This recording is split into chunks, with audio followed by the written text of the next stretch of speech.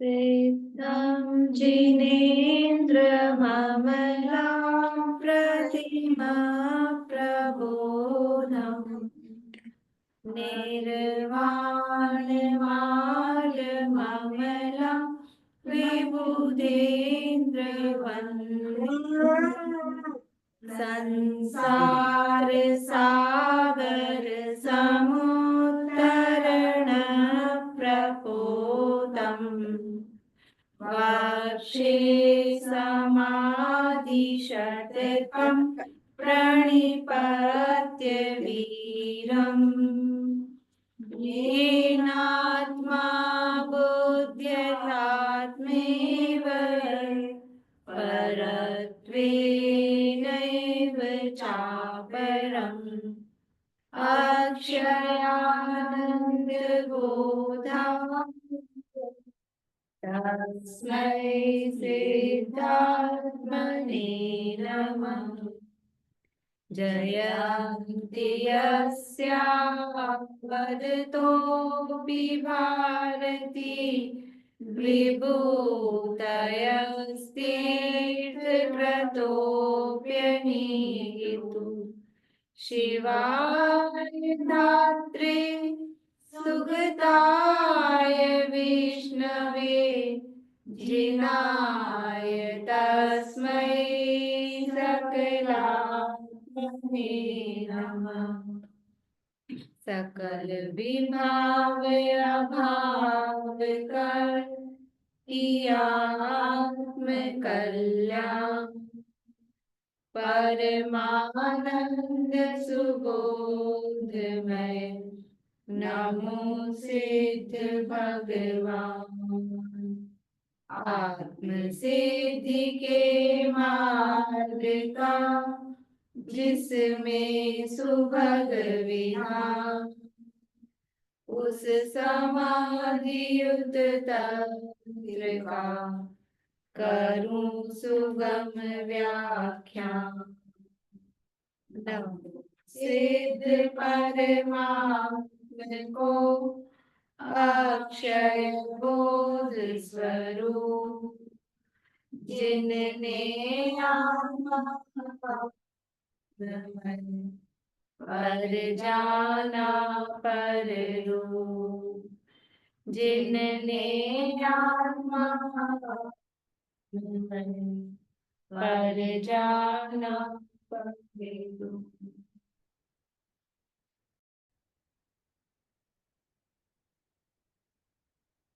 समाधि तंत्र नामक ये ग्रंथ है आचार्य पूज्यपाद स्वामी द्वारा रचित।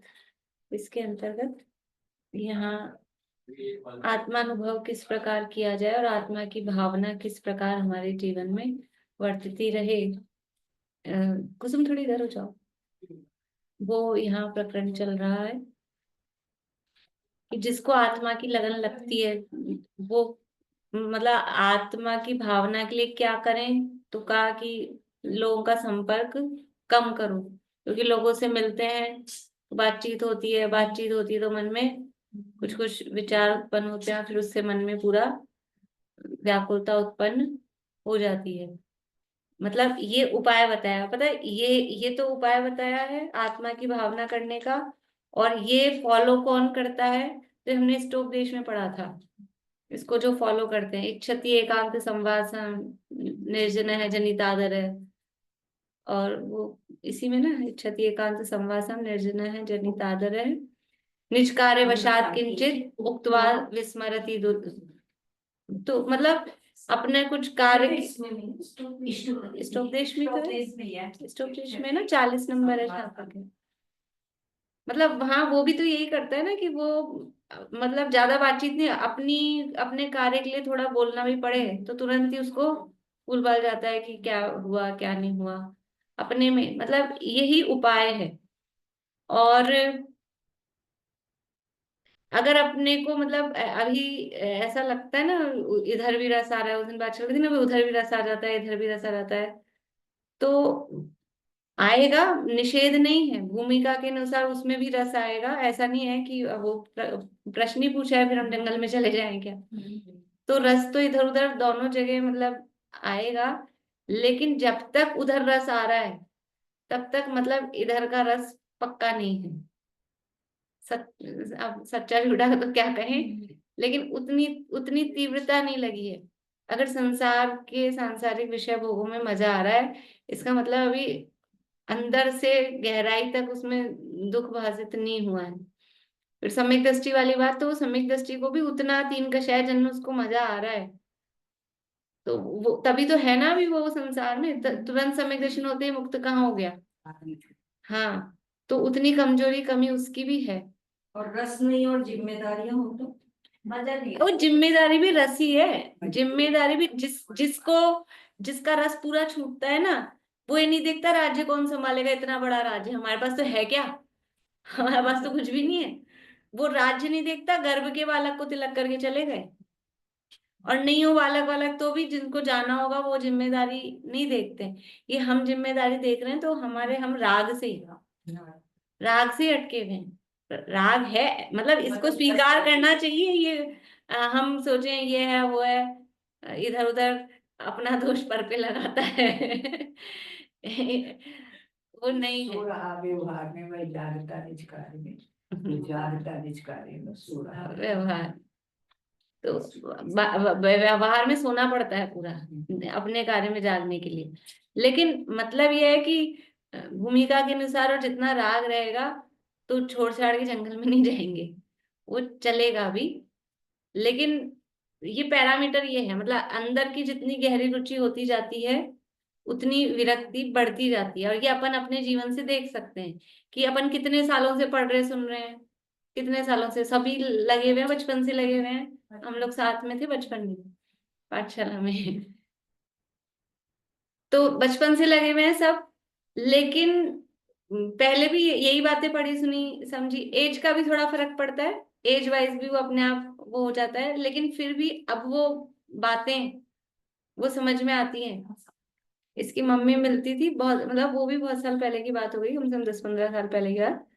वो जब तुम्हारे वो उधर सांगने में ताराचंद जी किसके में जाते थे ना, उनके स्वाध्याय के साथ में पापा मम्मी, तो वो बोलती थी ज्योति हम कब से सुन रहे हैं, लेकिन अब लगी है रुचि, अब लगी है, ऐसा लग रहा है मुझे। मतलब ऐसा बोलती थी वो भी, जब कब से बरसों से मतलब लगे हुए हैं। जानती है ना, पंडित जी हैं उनके पापा तो। हाँ, रमेश जी। लेकिन मतलब वो खुद बोली कि अब लग रहा है ऐसा कि अब लगी है रुचि अंदर से। तो वो हम ऐसे लगे हुए होते हैं, लेकिन फिर वो बाहर की विरक्ति और वो तब आती है। तो अपने को भी अब जैसी विरक्ति, मतलब उस समय कितने जब से लग रहे थे, तब उतनी नहीं थी, तब उतनी नहीं थी। तो जैसे अपने को अपने जीवन में ऐसे लग रहा है, तो वैसे ही वो होता है इसी तरह से। तो जितनी जितनी अंदर गहराई से बात उतरती जाती है, उतनी उतनी वो वास्तव में विषयों से विरक्ति होती जाती है। तो ये प्रश्न उठाया था कि हम फिर क्या जंगल में चले जाएं, फिर क्या करें। तो ये कह रहे हैं कि जंगल है, गांव है, ये तो किसके लिए है, किसके लिए सब अनात्मदर्शी नाम, जिन्होंने आत्मा का स्वरूप नहीं समझा उसके लिए है।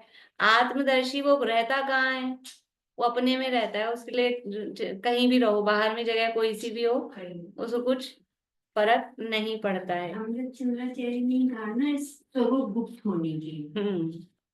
स्वरूप गुप्तस्य न किंचिदस्ति अमृत चंद्र सूर्य, ऐसा। देखिए, तो अब इसकी उत्थानी का देखते हैं आगे अपन। 137 की लास्ट लाइन है।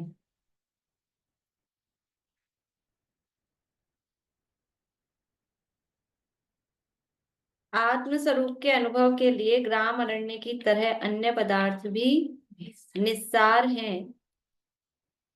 त्रिकाली शुद्धात्मा का अवलंबन ही सारभूत है। अनात्मदर्शी और आत्मदर्शी के फल को दर्शाते हुए कहते हैं, अनात्मदर्शी का क्या फल है और आत्मदर्शी का क्या फल है। वो 74 नंबर का श्लोक है, पेज नंबर 138 पे। बुलवाते हैं। देहांतर्गते बीजम, देहांतर्गते बीजम् देहेऽस्मिन्नात्म भावना, देहेऽस्मिन्नात्मभावना बीजं विदेह निष्पत्तिः बीजं विदेह निष्पत्तेः आत्मन्येवात्मभावना आत्मन्येवात्मभावना देहान्तर्गते बीजं देहेऽस्मिन्नात्मभावना देहान्तर्गते बीजं देहेऽस्मिन्नात्मभावना बीजं विदेह निष्पत्तेरात्मन्येवात्मभावना बीजं विदेह निष्पत्तेः आत्मन्येवात्मभावना देहांतर, देहांतर मतलब अन्य शरीर, अन्य अंतर्देह मतलब दूसरा शरीर, गते उसमें जाता हुआ, उसकी प्राप्ति के अर्थ में देहांतर गते। बीजम मतलब अन्य शरीर में ये जीव जा रहा है, यानी दूसरा शरीर प्राप्त हो रहा है, उसका बीज, उसका मूल कारण वो क्या है? देहे अस्मिन, अस्मिन इस देहे यानी देह में, आत्म भावना, अस्मिन ये अस्मिन आत्म भावना होगा। मतलब अभी आपके में जो ये है ना, अन्व्यार्थ में अनात्म भावना लिखा है, ब्रैकेट में आत्म भावना लिखा है। ममता भाभी चलो भावना लिखा है। हाँ, वो अनात्म भावना गलत छपा है, उसको वो आत्म भावना ही कर लीजिए उसको। नहीं, आप लोग अपने में तो सही है, इसमें तो वो पुराने वाले में अनात्म भावना छपा है, अनात्म भावना नहीं, आत्म भावना। अन्व्यार्थ के लिए बोल रही हूँ, क्योंकि हाँ, अनात्म उसमें भावना अनात्म से, भावना। अनात्म भावना से अर्थ भी नहीं जम रहा है, वो आत्म ऊपर वैसे भी ऊपर भी लिखा हुआ है। हाँ, देहांतर्गते बीजम अस्मिन देहे, अस्मिन देहे आत्म भावना, यानी इस देह में जो आत्मा की भावना, यानी जो इस शरीर को आत्मा मान रखा है, वो क्या है? अन्य शरीर को में जाने का बीज है, अन्य शरीर में गते, उसमें जाने का, यानी नया शरीर मिलने का बीज है। बीजम विदेह निष्पत्ति है, बीजम यानी बीज है, कारण है, विदेह यानी देह से रहित, देह से रहित, उसका निष्पत्ति, निष्पत्ति यानी शरीर, शरीर से रहित, उसकी प्राप्ति, निष्पन्न होना, निष्पत्ति शरीर से रहित अवस्था की जो प्राप्ति है। आत्मा, आत्मनि एव आत्म भावना, आत्मनि यानी अपने में ही, अपने में, एव यानी ही, आत्म भावना यानी अपने पने की, यानी शरीर से रहित ऐसी अवस्था की प्राप्ति का जो बीज है वो क्या है? कि अपने में ही आत्म भावना वो शरीर से रहित अवस्था की प्राप्ति का कारण है, और शरीर में आत्म भावना करना वो फिर से नया शरीर प्राप्ति का कारण है। नहीं, ये शरीर क्यों मिले जा रहा है बार बार में? एक बार छूट जाता है तो छूट जाओ, फिर क्यों मिल जाता है? कि शरीर को अपना मान रखा है तो फिर से मिलता है। और जो जीव इस शरीर को अपना मानना छोड़ते हैं तो उनको फिर अशरीर को सुशरीर और इस देह को जड़ जान लो, सब छोड़ मिथ्या मोह, इसे जड़ते देह को पर मान लो। और योग सार की है, एक और है, सुना होगा आप लोगों ने, उसके ऊपर की नहीं आ रही, पिए न जननी शीर, वे जन्म धारण ना करे ना पिए जननी शीर को, ऊपर वाला नहीं आ रहा उसकी लाइन। मतलब वो जो जो शरीर से भिन्न, इसी तरह की बात है उसमें भी, जो शरीर से भिन्न अपनी आत्मा का स्वरूप विचार कर लेते हैं तो वो फिर जननी शीर को नहीं पीते, मतलब फिर से माँ के गर्भ में आके फिर से यानी जन्म लेंगे, ऐसा नहीं होता है। तो ये शरीर में अन्वयार्थ देखते हैं। ये देह अस्मिन, यहाँ पे ये डबल ना आ रहा है, डबल ने, सिंगल ही आएगा। डबल ने आ रहा है, यही वो मेरे को मतलब इसमें तो यही है। विनीता आंटी कुछ बताएंगे? डबल ने आ रहा है वो शायद नियमों से, जैसे आगे आगे आधा नया था ना, तो वो इधर भी नया बन गया आत्म, लेकिन अर्थ अनात्म भावना नहीं जम रहा है उसका, आत्म भावना ही अर्थ बनेगा। आत्म भावना ये दीदी आत्म भावना ही है। हाँ, ये दो दो नए लग रहे हैं ना, उससे लग रहा है अनात्म, लेकिन वो अनात्म के लिए एक ए और होना चाहिए था ना फिर। नहीं, संधि जुड़ने से ऐसे ही बनता है। हाँ, वो संधि पीछे वाला नया था ना, तो वो आगे वाला अक्षर भी नया बन जाता है, वो नियम इस हिसाब से। नियम है, नियम के अधीन है ये। हाँ, वो नियम है संस्कृत के, उस हिसाब से। देखिए अन्वयार्थ पढ़ते हैं। अस्मिन देहे, इस शरीर में, आत्म भावना, आत्मा की जो भावना है, अर्थात शरीर को ही आत्मा मानना है, वही देहांतर गते है, अन्य शरीर ग्रहण रूप भवांतर प्राप्ति का बीजम, बीज अर्थात कारण है। और आत्मनीय, अपनी आत्मा में ही आत्म भावना, आत्मा की जो भावना है, आत्मा को ही आत्मा मानना है। आत्मा की भावना मतलब आत्मा को ही आत्मा मानना, वह विदेह निष्पत्ति, शरीर के सर्वथा त्याग रूप मुक्ति का बीजम, बीज कारण है। इसमें वो उस दिन भी विनीता आंटी कह रहे थे, जो अन्वयार्थ की ना, वो एकदम प्रॉपर शब्दार्थ नहीं है, उसका भाव खोल के अन्वयार्थ किए हुए हैं। तो जैसे विदेह निष्पत्ति, तो विदेह निष्पत्ति का अर्थ तो शरीर से रहित अवस्था की प्राप्ति, वो विदेह निष्पत्ति होता है, मतलब अर्थ उसका वो होता है। श्लोक और पद्यानुवाद पढ़ते हैं एक बार अपन। देहांतर्गते बीजं देहेऽस्मिन्नात्म भावना, बीजं विदेह निष्पत्तेरात्मनेवात्म भावना, आत्म बुद्धि देह में देहांतर कामो, आत्म बुद्धि जब आत्म में हो तन ही निर्मूल। आत्मा में आत्म बुद्धि आएगी तो तन ही जड़ मूल से उखड़ जाएगा निर्मूल। इस शरीर को जड़ मूल से उखाड़ने का उपाय क्या है? कि अपने में अपनापन, अपने में अपनापन करेंगे तो ये शरीर से छुटकारा मिलेगा। देखो अभी तो अब तो मतलब वैसे भी आजकल वृद्धावस्था के लिए वृद्धावस्था कहना नहीं, सबकी वृद्धावस्था है। जवानी तो रही नहीं है ऐसा लगता है। तो ये शरीर कष्टदायक लगता है, तो ये शरीर से छुटकारा कब हो? तो ऐसा हम टेम्परेरी छुटकारा चाहते हैं, इस शरीर से छुटकारा हो जाएगा दूसरा मिलता है।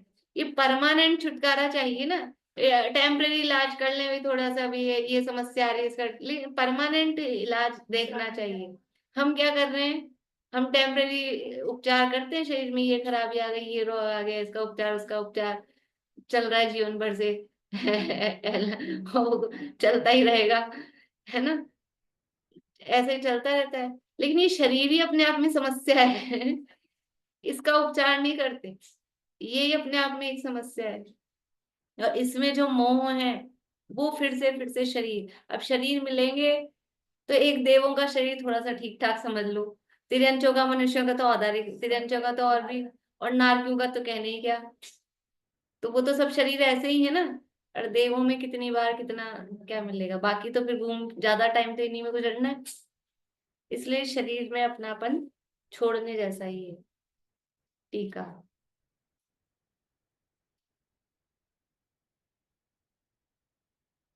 अन्य देह में अर्थात अन्य भाव में, गति अर्थात गमन, उसका बीज, देहांतर गते किया है ना, तो गते यानी गति, उसमें गमन, उसका बीज अर्थात कारण, वो क्या?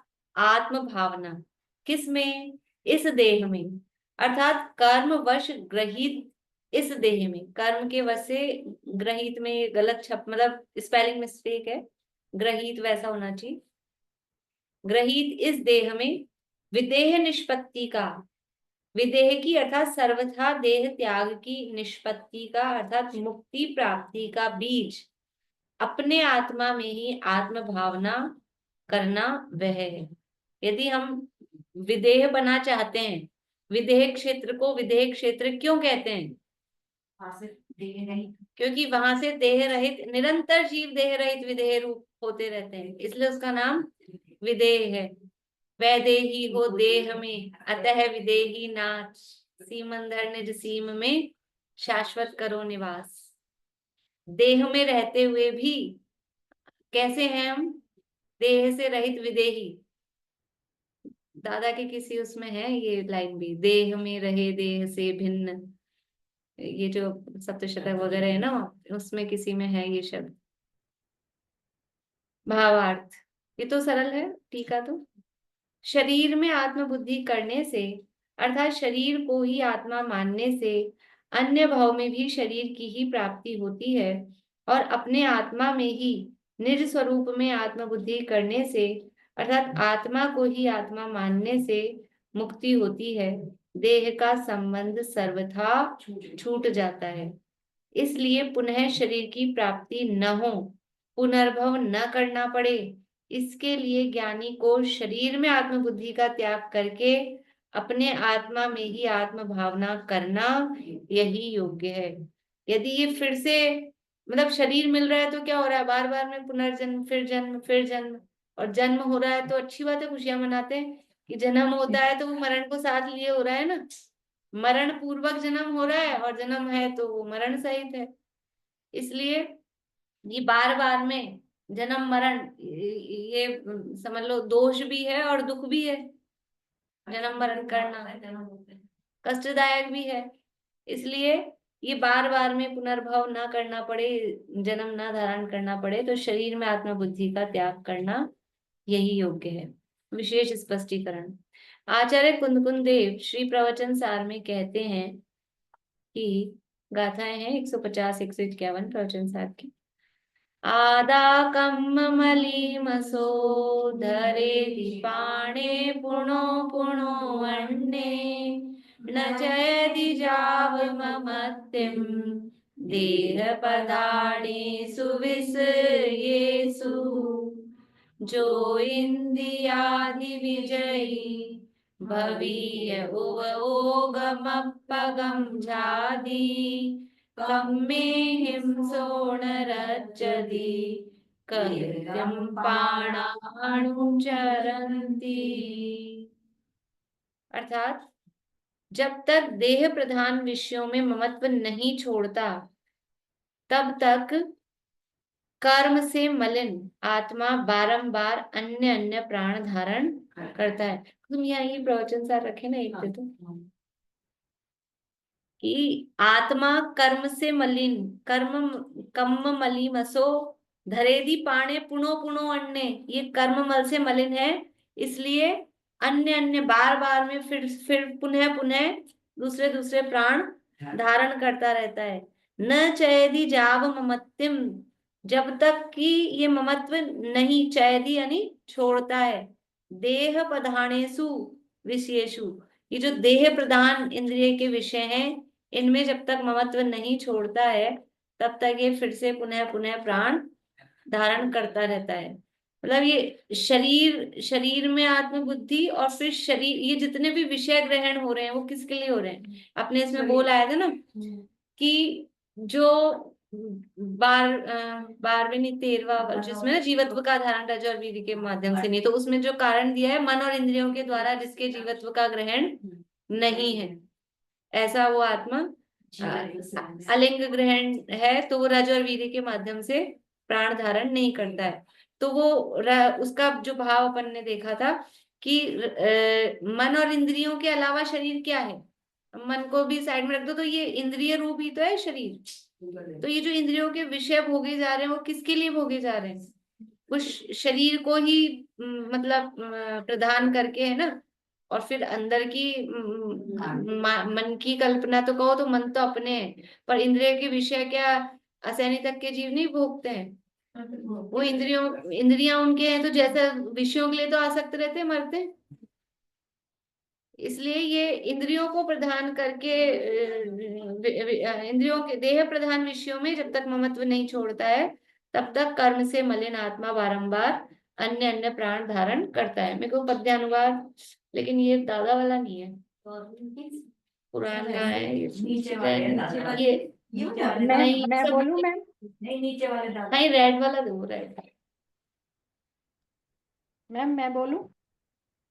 हाँ, मम बोलिए आप। ता ममता न छोड़े देह विषयक जब तलक यह आत्मा कर्म मल से मलिन हो पुनः पुनः प्राणों को धरे उपयोग में निज आत्मा का ध्यान जो धारण करे इंद्री जयी वह विरति कर्मा प्राण क्यों धारण करे। देखिए अगली गाथा कह रहे हैं, जो इंद्रियादि विजयी, जो इंद्रियों का पर इंद्रियादि पर विजय प्राप्त करके भवीय होता है, उपयोग मपगम झादी, यानी उपयोग मपगम उपयोग मात्र अपने आत्मा को झादी ध्यान करता है। कम में हिम सोण रज्जदी, कर्मों से वो रंजायमान रंजित लिप्त नहीं होता है, कर्मों से परेशान नहीं होता है। की है तम प्राणा अनुचरंती, फिर उसको प्राणों का अनुसरण किस प्रकार होगा, मतलब उसके प्राणों का संबंध नहीं होता है, तो उसके प्राण गायब हो जाते हैं, उनके उसके प्राण ही उड़ जाते हैं। कि ये जो व्यवहार प्राण जिसे कहा गया है ना, वो प्राणों का संबंध उसके नहीं रहता है। देखो बाहर में प्राण किसको कहा जाता है, व्यवहार प्राण है ना, कितने कौन से हैं, बोलो पार्वती, कौन से हैं 10 प्राण? इंद्रिय 5 इंद्रिय प्राण, एक मन प्राण, फिर श्वासोश्वास प्राण, 8 हो गए, 2 रह गए। मन अकेला, मन लिया अकेला, मन लिया ना तो अकेला। मन अकेला।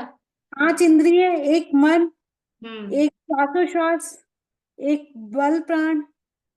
बल और मन बल बल है ना, 3 बल, तो बल में अच्छा, मन वचन काय, यहाँ इंद्रिय वाग के साथ मन नहीं है, ये मन वचन काय का पेयर है, वो 3 बल। और वही असली तो तो छोड़ ही दिया तुमने, असली जो है श्वासोश्वास बोला ना, आयु, आयु। आयु प्राण। 5 इंद्रिया, 3 बल, मन वचन और काय, आयु और श्वासोश्वास, ये 10 प्राण है। तो ये जो अपनी आत्मा इंद्रियों का विजय होकर आत्मा को आत्म स्वरूप ध्यान कर रहा है, उसके प्राण पखेरु उड़ जाते हैं, प्राण पखेरु उड़ जाते हैं। कि ये जो ये इंद्रिय प्राण, बल प्राण, ये सब रहते ही नहीं आयु प्राण, आयु भी नहीं रहेगी ना, ये सब कर्म है ना, कर्म है।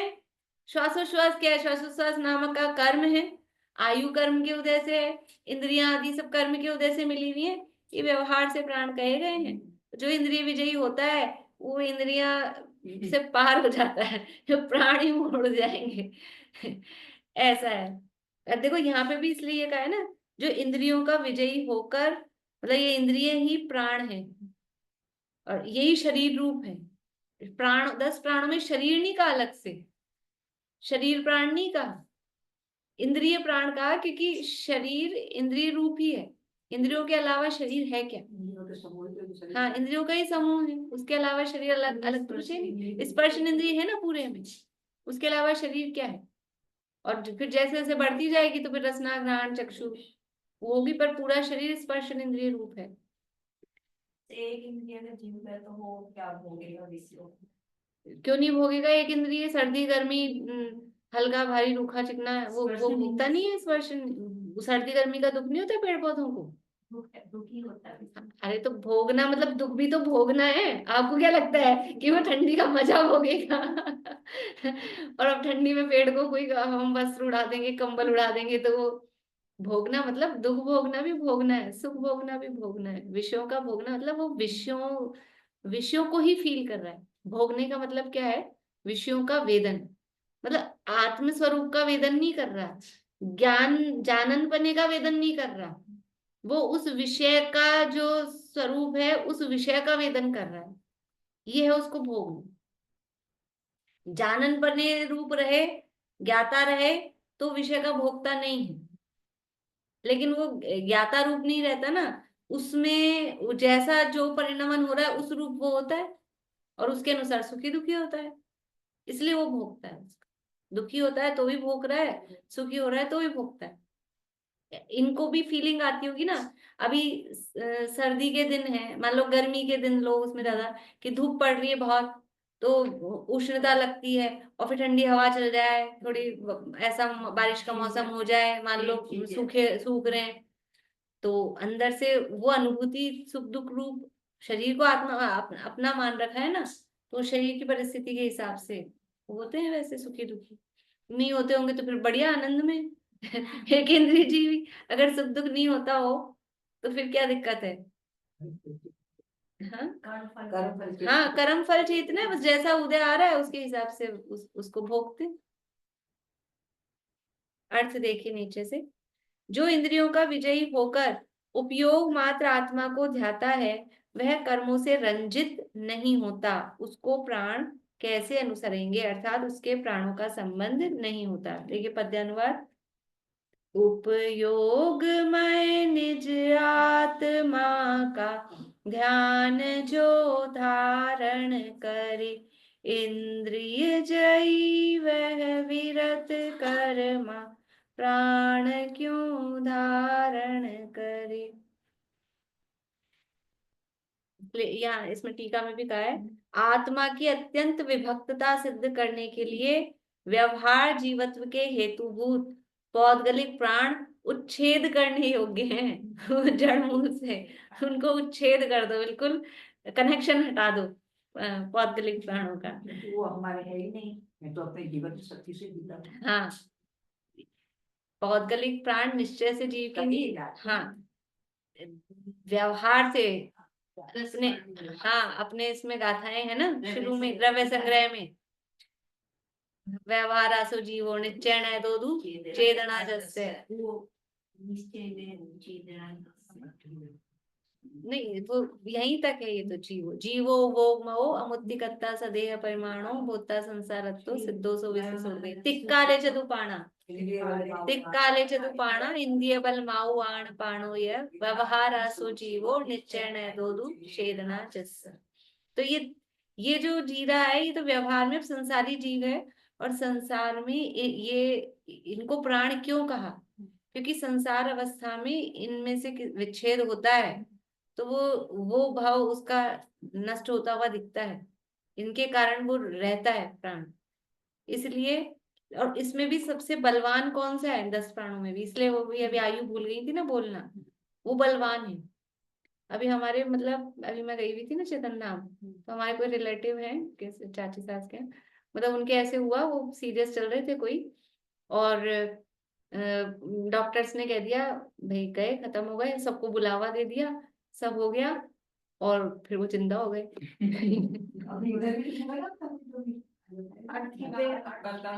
और फिर 4 दिन और जिए, फिर डेथ हुई, तो वो आयु, वो भी 4 दिन ही हाँ तो वही होंगी जो मैं कह रही हूँ, वही होंगे अभी अभी। तो जयपुर की तो कह रही हूँ, मेरी चाची सास के कोई रिलेशन में थी, मैं वहां गई हुई थी ना पीछे से, तब मैं वहां गई हुई थी ना, तब ऐसा हुआ मतलब पीछे।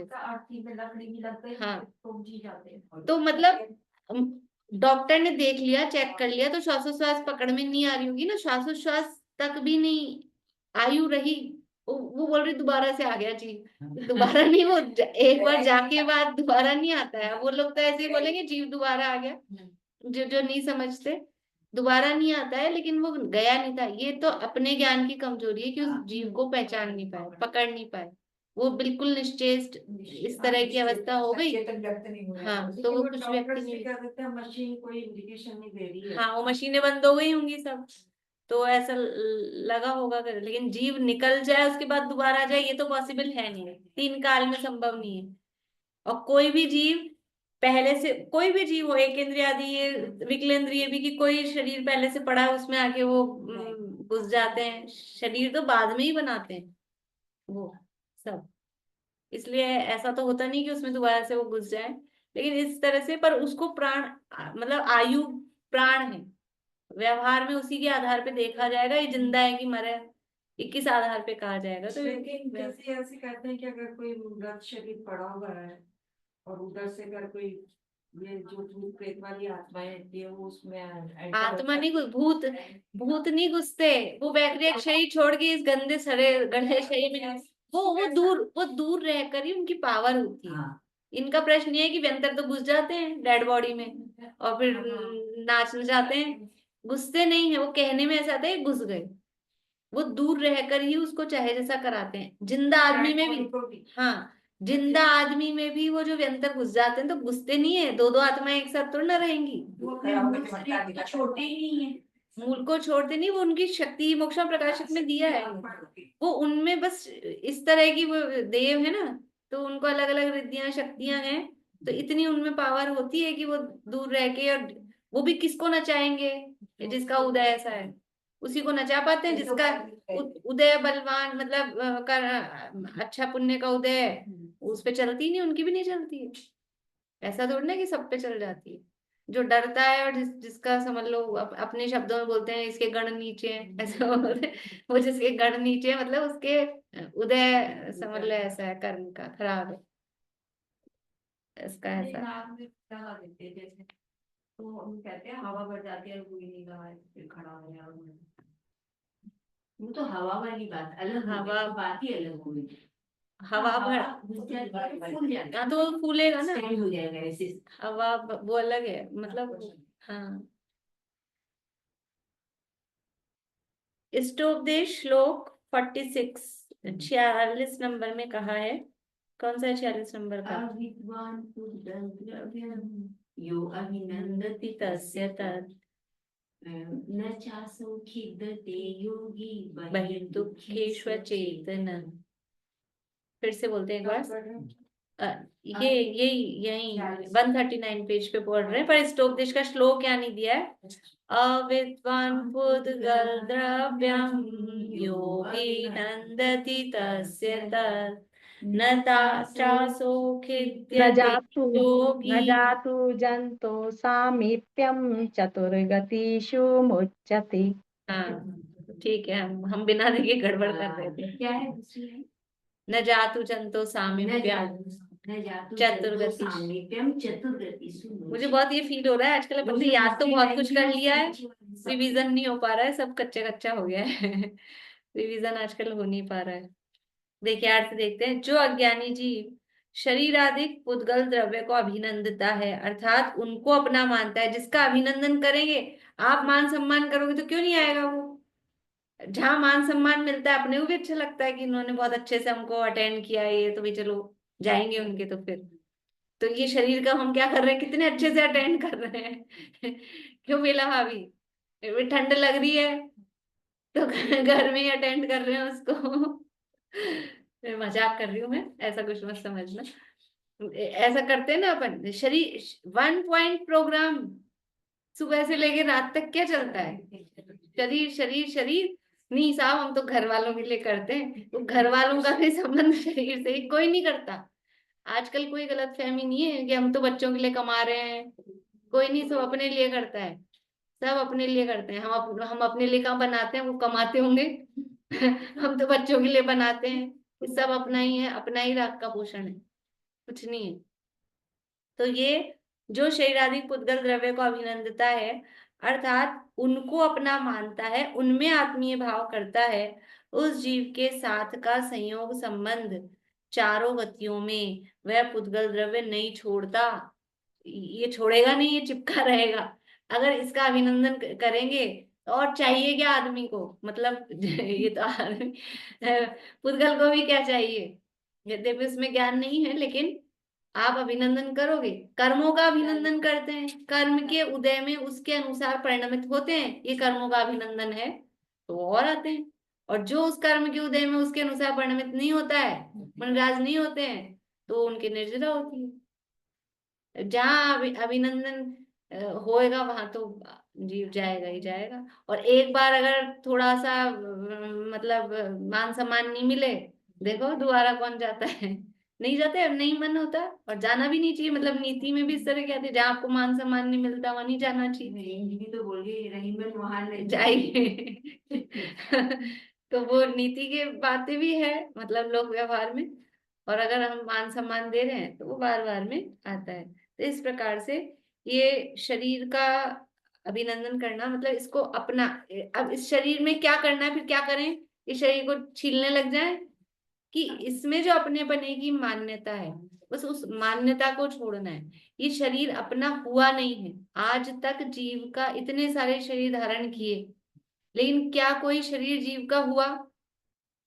कुछ नहीं होता। एक भी पुद्गल द्रव्य अपना नहीं होता है, लेकिन बस अपने पने की मान्यता कर करके ये सारी दुनिया को अपना बनाते हैं। एक बार आपने द्रव्य समय के नोट्स में लिखा था, देह से नेही नवीन देह धारण करने का। ये हाँ, संजीव जी बोलते हैं, वो आत्मानुशासन में ही भी इस तरह का श्लोक आता है ना, तब से स्लोगन निकल गया था, देह से नेह, ये नवीन देह प्राप्ति का कारण है। यही तो, इसका भी भाव यही तो है कि भावांतर में क्यों क्यों मिल रहा है बार बार में, देहांतर गते बीजम, इसीलिए मिल रहा है। तो ये शरीर को अपना मानना, ये मैं नहीं हूं, मतलब कैसे भी करके आप देख लो चोट कहाँ डालनी है, ये शरीर मैं नहीं हूं, क्योंकि यही यही है अपना, मतलब जो संसार का मूल कारण है ना, ये शरीर को अपना मानना। तो बस इस जॉइंट पे ही चोट मारनी है, तो फिर सारे रास्ते क्लियर है।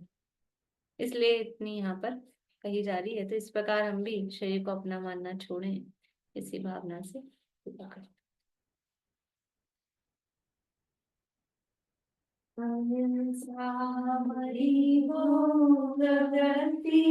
सहज ही जीवन का आधार हो, सत्य सुखमय अशौर्य धारे, पर प्रीति त्यागे, परमशील वर्ते रहे, सहज निर्भय। महाक्लेशकारी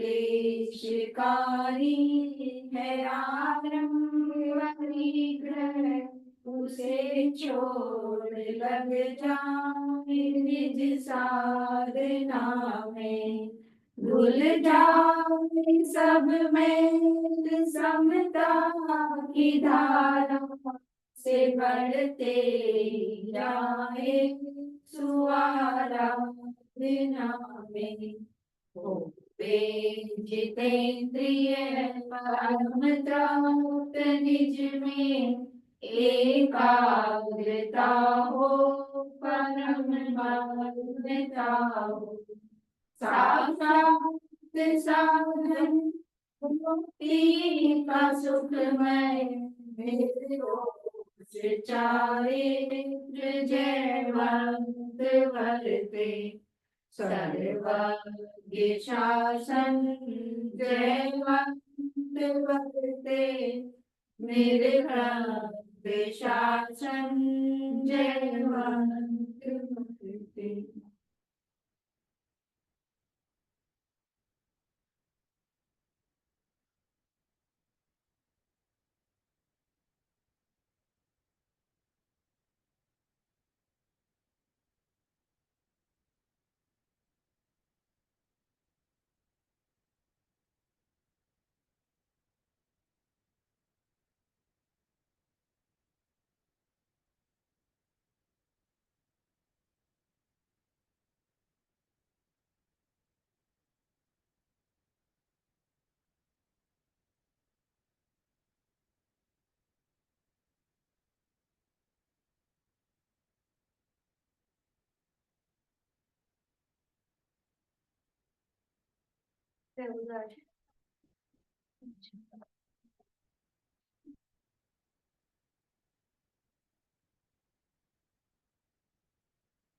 जय श्री जय जय।